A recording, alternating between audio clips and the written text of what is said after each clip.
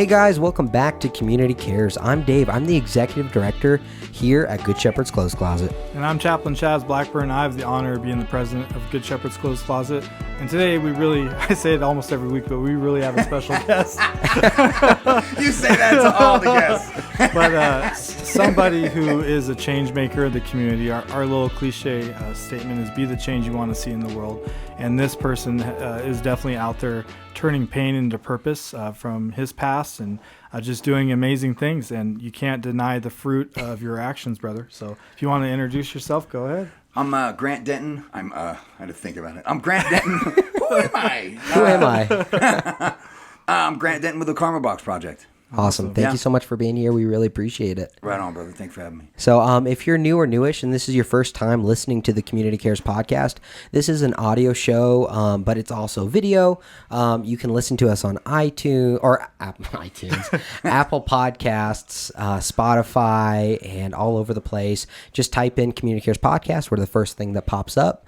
We're a local podcast where we just invite different nonprofits on to share with the community. Just have these community conversations, very just like what do you do, why do you do it, that kind of thing.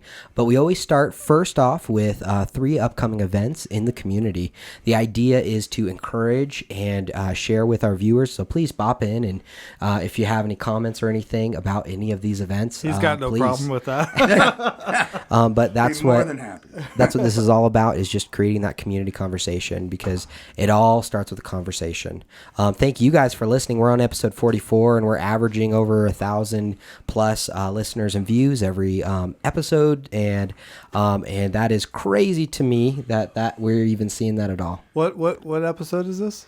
44. We've been doing this for 44 weeks. Dude, I've been stuck with you in here for 40 minutes for 44 weeks straight. When we first started, he said, I'm thinking we should do a podcast. I was like, okay, cool. Like, what's about these? Like every week. Every like, week. What? Every week. Super ambitious. Yeah. Have you missed a week? We did once. Oh. We did miss 1 week, but we made it up. We actually did an additional episode. Doubled up, man. So, Doubled up. That's right. So we caught up. Yeah. Mission minded. That's what it's all about. If you're not sure what Good Shepherd's Clothes Closet is, Good Shepherd's Clothes Closet is a local nonprofit that we just give away clothes free to those in need. We give away over $70,000 worth of clothing every single month, and that's donated from people just like you. So thank you guys so much for being a part of what we're doing in the community, keeping those clothes out of landfills and getting it to the people that need it most. And I just like to always add, it's not just clothing people with clothes. It's clothing them with hope and dignity. They come in, they get connected to resources. They get to be treated like a human being, have a conversation, have a helper, help them shop if they want. And it's just a boutique-style atmosphere, which is so important because people need to be treated with respect and reminded that they are human. Yeah, I remember like when I first started working at the shelter, when the Good Shepherd was right there. Yeah, that's right, Record Street. Yeah, man. But I loved going there. Anybody that wanted to donate clothes, I'd always tell them, send it there, because these guys are doing it right, man. They're setting up a scenario. I mean, you'll see people that come out on the streets and they'll hand out bags of clothes, and people will just dig through these bags of clothes, or they'll just throw boxes on the ground. And it's the least dignifying thing you could ever do. And just being able to give them that experience, that shopping experience, and when they come in and they're treated like... there's a level of customer service here that's just off the chain, man. You guys are from the beginning, man. I love you guys. There's man. something really to that, because you're a huge proponent of working with them to pick up trash to start building confidence, right? Yeah. Tell us a little bit about that. Well, we when I started the nonprofit, we started doing outreach, and outreach is interesting when you're working in the homeless camps. Like, you're not going to walk up to a tent and be like, "Hey, man, you ready to change your life?" and then be like, "Yeah, let me just grab my stuff." It doesn't work like that. It doesn't work like that, unfortunately. And but so how do you build rapport and trust with someone as well? You help them solve a problem. Yeah. And you work alongside them, and you move with them, and you don't have anybody do anything that you're not willing to do. And so we started, when you're in the homeless camps, there's 2 problems that are the biggest problems. There's behavioral issues, and then there's environmental issues. That's the trash, and the trash is a real easy problem to solve. There's immediate gratification. You can turn around and look at what you did. Yeah. And at first I would start walking through there and asking guys like, "Hey, man, and you guys want to help, clean up around your tent? And people would be like, well, sure, man. And I would help them clean up. I'd start bagging things with them. And then eventually they were coming up to me when I would be out in the camps, be like, hey, man, dude, come check my tent out, bro. I just cleaned it up. And so there you go. Yeah, so we started that program, the River Stewards, where we would just give folks gift cards for helping us clean up. And that's brilliant. Yeah. Oh, dude, it was great. It's great. So let's dive into the 3 upcoming events. I already know this is going to be awesome conversation. So thank you so much for being here. We really appreciate that. And if you're listening and you have not done so, please subscribe, share this with just one person. And that's how we can continue to spread the word on what's happening in the Reno Sparks community beyond what's happening in just your home, right? What's happening in the community as a whole. Because how cool is that we're able to have these conversations, right? So let's dive into the events first. The first one I really wanted to highlight was the Our Town Reno starts on June 1st. Awesome. That sounds like fun. Are you ready for it? I'm ready. Yeah. Are you Our Town? I'm not. Like, no. I agree with it. I think it's great, man. But I haven't been to too many things, man. Yeah, arts and culture is great, and I love seeing so many people be a part of so many different things. And I love seeing churches and nonprofits and all sorts of different people come together in a collaborative effort to just create art in the city and promote art. Well, anytime you can bring folks together and get them to agree on something. Bingo. What can we all agree on? Well, that's a task, and they these do days. it. Yeah. When they do it and they do it well, man. Yeah. And that matters. Yeah. That matters so much. So definitely, I've always loved Art Town. I used to live like a block from Wingfield Park, or a block or two from Wingfield Park. So I remember even just as a littler tyke Dave walking down and seeing all the Art Town events, all the music and all the culture and all the different interesting things over the years. They've had some amazing artists come in and do huge shows that should be paid shows. Like, these are artists that normally get paid a lot of money to do what they do, but instead they're a part of the culture, and it's a free show for anyone that goes up. And I love that. I love promoting arts and culture and all of that. So definitely check out their website, ourtownreno. I think it's .org. If not, you can just do a quick Google search. It'll come up. Our town is pretty big in the city, and we have people from all over coming to Reno for these events. So definitely be a part of it. Show some support for your community. That's what our encouragement always is be a part of it. Be just do something rather than your norm, right? It's so easy to get in our regular everyday, like, okay, driving to work. Okay, maybe I'll go get a coffee. Oh, I guess I'm ordering the same pizza I ordered last week. You know what? I think that's now that you're bringing it up. I was like, I really don't go that much. Actually, I did when I first came here. Oh, I did go to a few events, and it's interesting. I'm glad you said that, because like they say that, right? They say the average human has 60,000 thoughts a day. Yeah, right. And 90% of those thoughts are the same thoughts from the previous day, which means that most humans are living 90% in the past, which is why we have this anxiety and this depression. That's true. Yes. Right? And so to be able to go out and do new things, and I think I'm caught in this 90% rut right now. Uh-oh. Right? Uh-oh.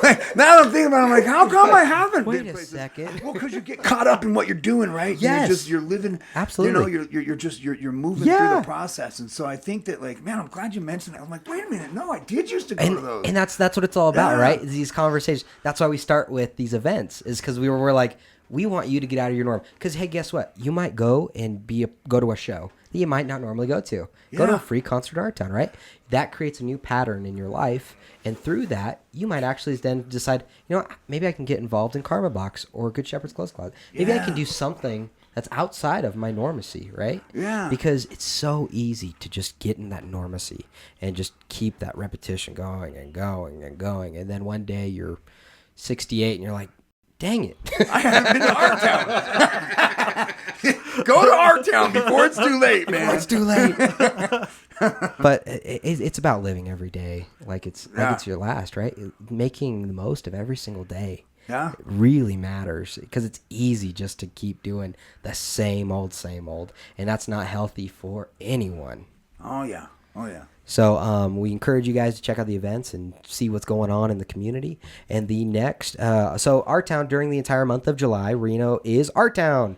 Exciting and engaging Art Town events will be happening throughout the month at locations around Reno, including children's artwork workshops, concert series, movies in the parks, historic and cultural tours and art exhibits. And there's a lot of free things. It's not all free, but there is a lot of free things. And the paid stuff normally is for a good cause or to support the arts. So definitely be looking up what to do in the city. And there's going to be put out so a many bunch events. of booklets, don't they? With Yeah, all the events? Throughout the city. Yeah. Yep.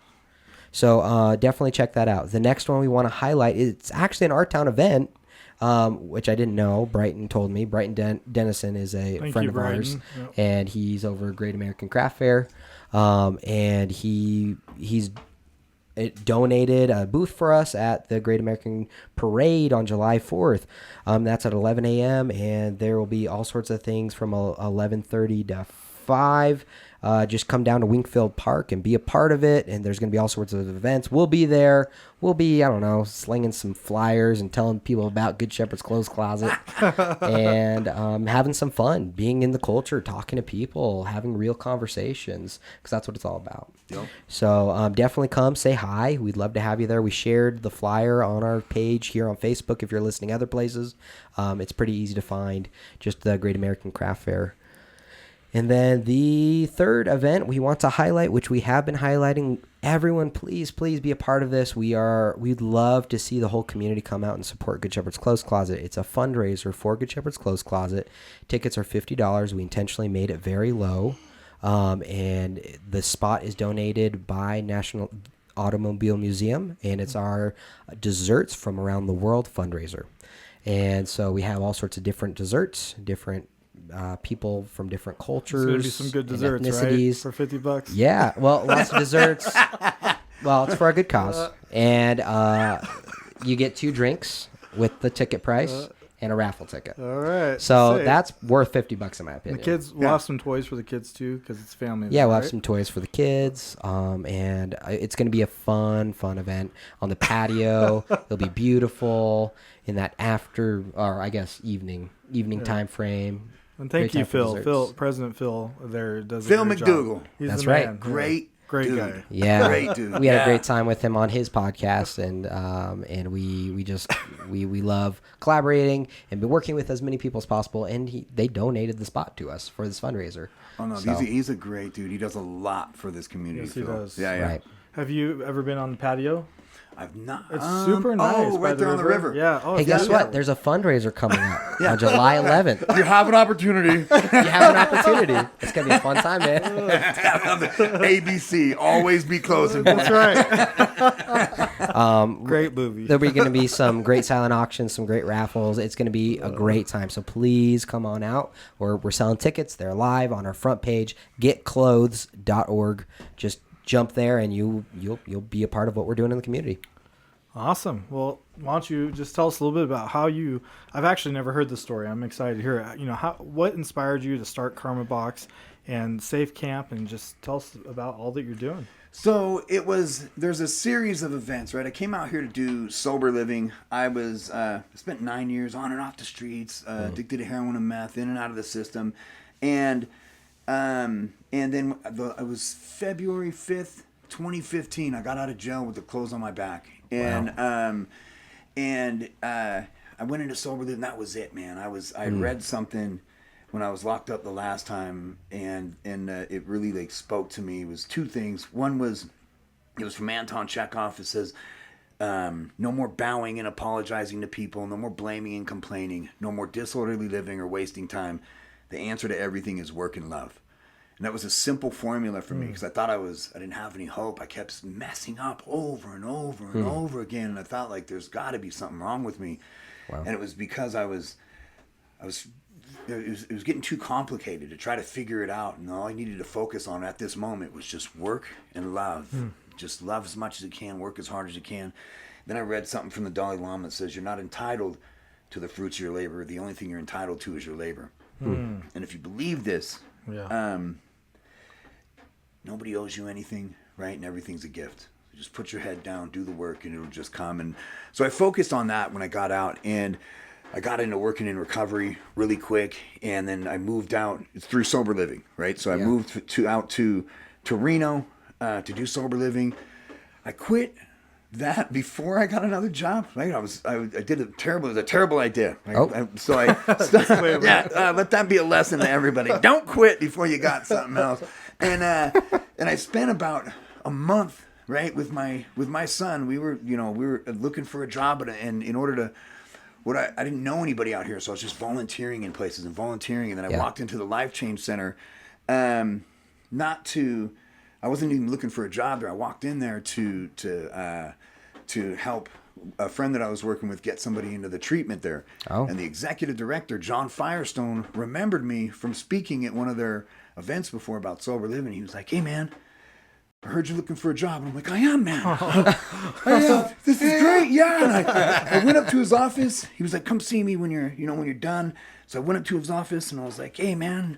He's like, "Hey, so I want you to come work for me." Wow. And I was like, "Yeah, oh, absolutely." And he was like, "But I don't have a position for you." I'm like, "What kind of dirty trick is that, man?" Yes. And he was like, "Dude, listen, take this weekend. You know what we do. Yeah. Pitch me on something. I'll create something for you. If you can pitch me on something good enough." And so that Monday I came back to him with the idea for a volunteer program. So where I would take the participants out and we would go, the stigma reduction model. It's kind of similar to the River Stewards, where we take folks and go out and give back to the community.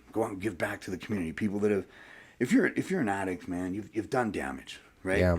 You've never had, I'm not saying like that every addict is on the criminal end of it, but there is damage that's done, right? Anytime you hurt yourself, you're hurting people that love you. Anytime, so there's damage done, so it's important to give back. So we started this volunteer program where we would go out in the community and help people clean their yards, all the things. But it was inconsistent. It was really inconsistent. It was interesting as we're doing free. We're helping people clean up for free, and we couldn't find anybody to have us do stuff. We're like, we're giving it away, and it was difficult, dude. And so we came up with this idea to start building boxes, and kind of like the library boxes, but in the end that we would build them, paint them, fill them every week, and it kind of took off. We placed our first one at the highway on Highway 50, the AM/PM there, and we set it there. I put a note. We didn't have a name for it yet, but I put a note on the counter. When people were leaving, "Hey, if you got an extra $1, maybe buy a bottle of water, maybe buy toothpaste, or maybe buy a single item and put it in here for those in need." That's awesome. Yeah, and people, they just took off with it. People, wow. I mean, I went there the next week to fill it myself. It was already full. Wow. People really like this idea. It's a real simple way to give. It's like, planting these small seeds of civic responsibility, people just doing things in a small way. It changes your regular day, right? Gets you outside of yourself a little bit. I mean, and so it just blew up. And then from there I went to the shelter, worked at the shelter, the Downtown Reno Partnership. And then during COVID, I left the Downtown Reno Partnership and started my own nonprofit, turned this Karma Box grassroots community effort thing into a nonprofit, right. And started doing outreach. And then we started learning so much from doing outreach. When I say we, it was me by myself in the beginning, and then I pitched the county on this River Stewards thing, and then what we were just talking about with the gift cards, sure. And then pitched the city on doing another outreach gig, and so we did that. And then as we're working in the camps, we're identifying that it's difficult, right? That some people, you need an option. We need options other than just one place to go, not just for sure. Not just the shelter, but what about the people that didn't want to go to a shelter? So we pitched them on a safe camp, and they. I think here's what happens, man, is if something fails before, right, and you call it a safe camp or you call it a tent city, they did that out here. They did a little tent city where it was sanctioned, where they said they weren't going to move it, and it went wrong. And what can go wrong, right? Well, the behavior, right? Yeah. And there's a lot of trash. There's a lot of trash, but there's and there's cultural issues things. With that. There's cultural things. There's mental illness. There's drug addiction that can lead to other stuff, right? Absolutely. And people victimizing each other. Sure. And a lot of this was happening, and it blew up and was out of control. And so anytime anybody, and they had to shut it down. And anytime, well, and it wasn't that the idea of a camp was wrong. It was just how it was operated. Right. How the implementation was. It became Absolutely. a stigma for Yeah. camp. Or that it wasn't operated. So whatever. And so like they would, anytime anybody would bring up safe camp, or tent city, it had left a bad taste in people's mouths. So you had to pitch it a little bit different. And you had to. We did a pilot. We're like, all right, dude.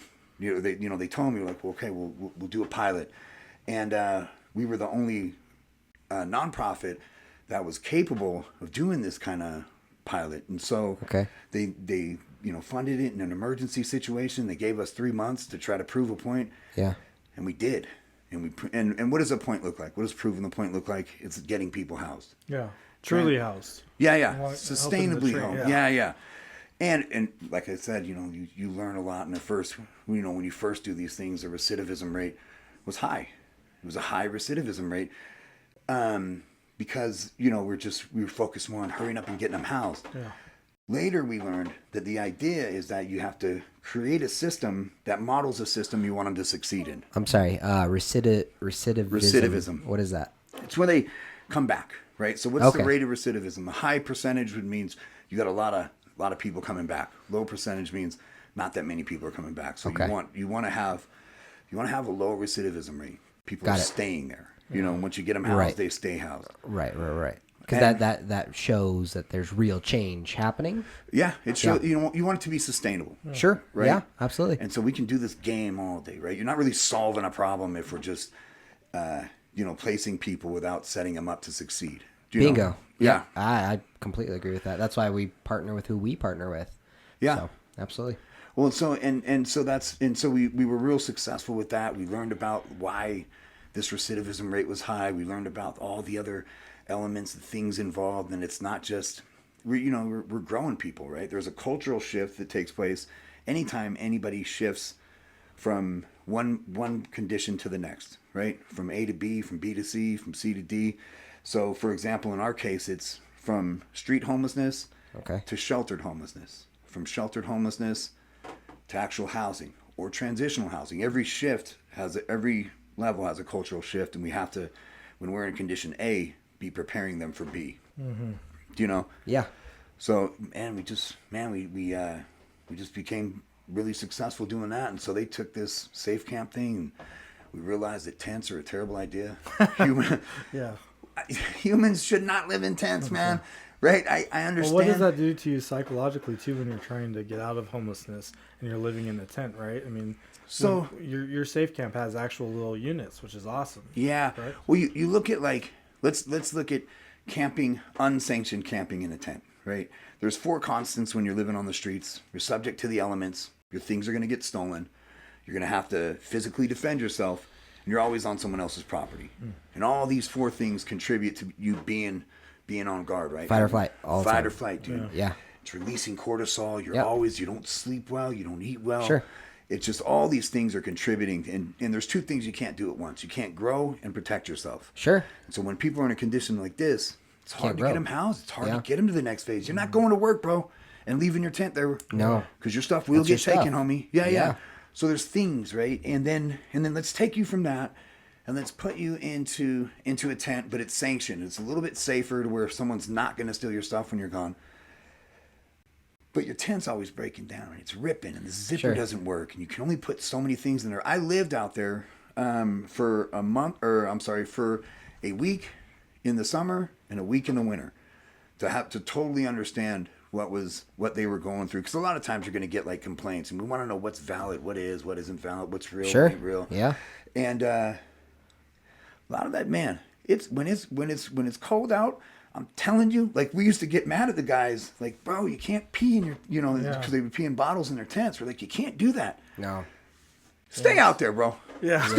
And then have to pee real bad in the middle of the night. Yeah. Like, it's, man. No, I understand. And so we're like, dude, this doesn't, this doesn't make different. sense. Makes a Yeah. lot of sense. Well, and you can't, like, in the wintertime, they can't have propane in there. Right. Right? Because when you do a program for, a certain number of people, let's say 50 people, that's how many we have now. When you do a program for 50 people, you have to write the policies around the least performing. Right? You can't write them for somebody who's going to perform the best. Sure. Absolutely. So, like, for example, with protein, we had a guy named Mike. Mike was awesome, dude. Mike made a refrigerator out of a cooler and a motor. Like he took a cooler, put ice, like he made his own refrigerator out of these motors and a battery and all kinds of stuff. This guy was great. Mike could have propane without burning his spot down. Yeah. But Christine couldn't. Right. Right? Because she would knock it over. And so you couldn't like let Mike do something that Christine couldn't do. So we had to adjust out of that and move to the next phase, which was the pods. Yeah. Yeah. That's pretty crazy. Yeah. No, and it's great, man. They give you, and this helps us to be able to when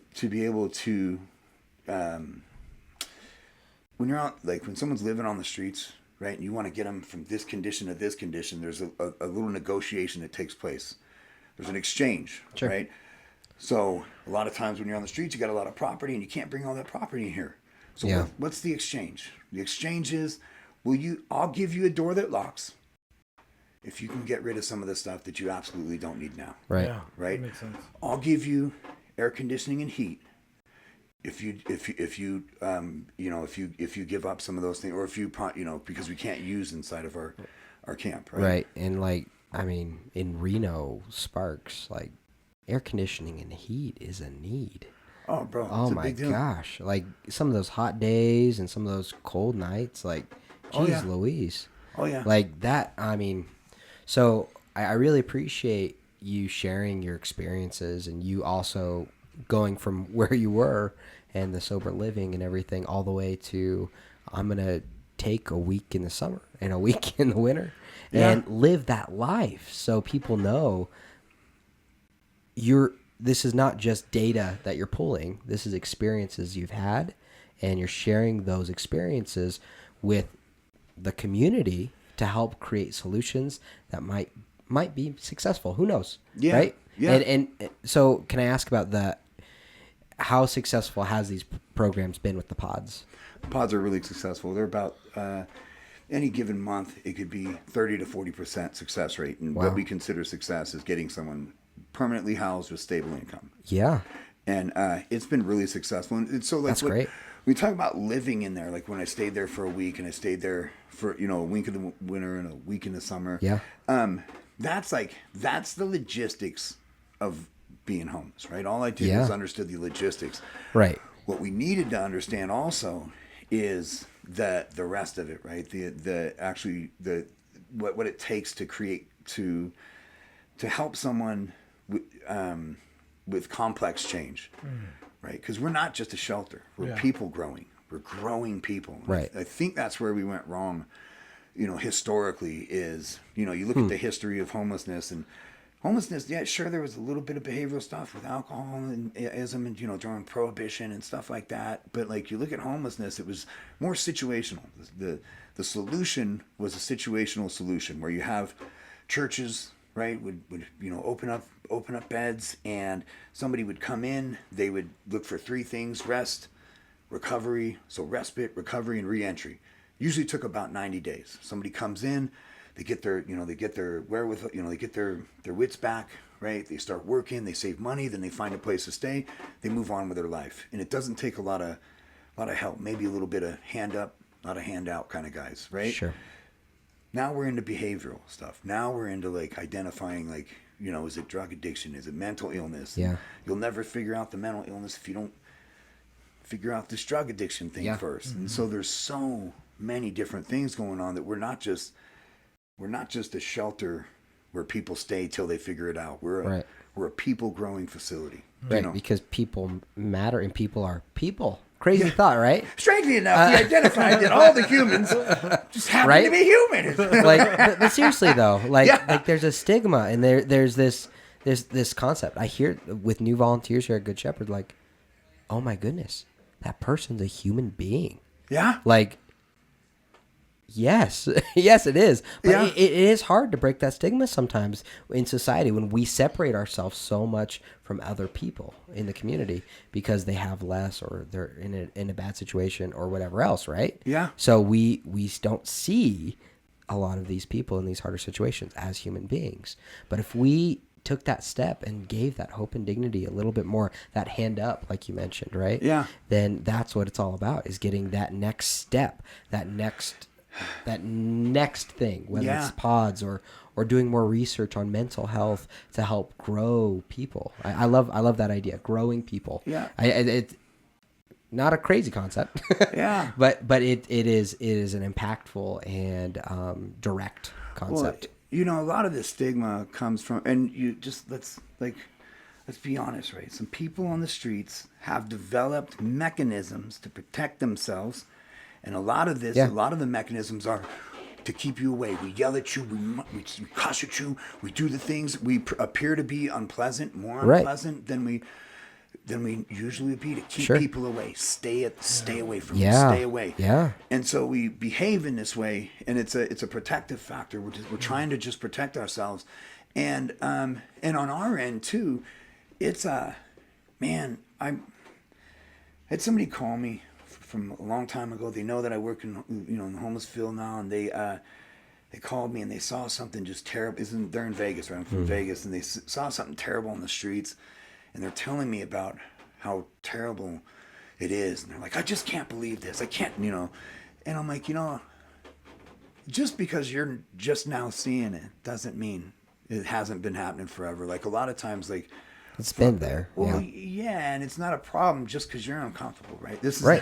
This because always, it's your problem now. Oh, now you got a problem, right? Well, right. Yeah. I got you. And that's the thing, is we try to avoid it, right? Up until, and I think now people are this word empathy has been showing up more and more, and showing up more and more. And I think people, through things like this, right, where you're talking through communities, engaging and networking and understanding things, we're starting to understand that, like, homelessness in this area, homelessness, I think at first was just an optics problem, right?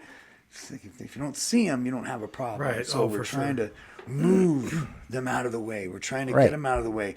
And because we did that without really paying attention to what's going on, right? You have a lot of these magic bullets where we tried to solve problems. You had the prohibition magic bullet. Didn't really solve that problem. You had the war on drugs. The war on drugs, right? The war on drugs. It didn't really solve that problem. There's zero tolerance, right? And then you have the decriminalization. That didn't solve a problem. Then you had let's just put them in houses. That didn't solve a problem. So now we're starting to realize that these silver bullets solutions, magic bullet solutions, don't work, and the optics problem, it's like, because it's just going to keep growing. It doesn't matter, And so, anyways, I think that shows, like, doing things like this and people, like, engaging, like, having really, conversations. Well, I loved your video where you talked about, and it really broke a stigma in my mind.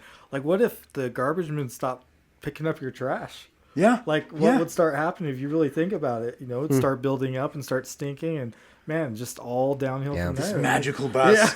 It shows up, right? Well, and another thing too is we gotta, because, like, we can't give everybody a pass for behaving not so great. Yeah. But we also have to understand some things, right? And so, like, I want you to think, and we look at, like, behavior, but I want you to think of the ugliest meltdown you've ever had. Yeah. You're just crying. You're just ugly crying, and you're just on the ground, and. Well, I've never had that. I had one this morning, bro. I beg to differ. I get a call every few weeks. What? Talk me off the ledge. Talk me off the ledge, Chaz. So think about that. Think about the worst one you've ever had in your house. You're on the bed, you're on the couch, or whatever. And then I want you to take that and I want you to put it in the middle of Wingfield Park. Yeah. Yep. Right? Public display.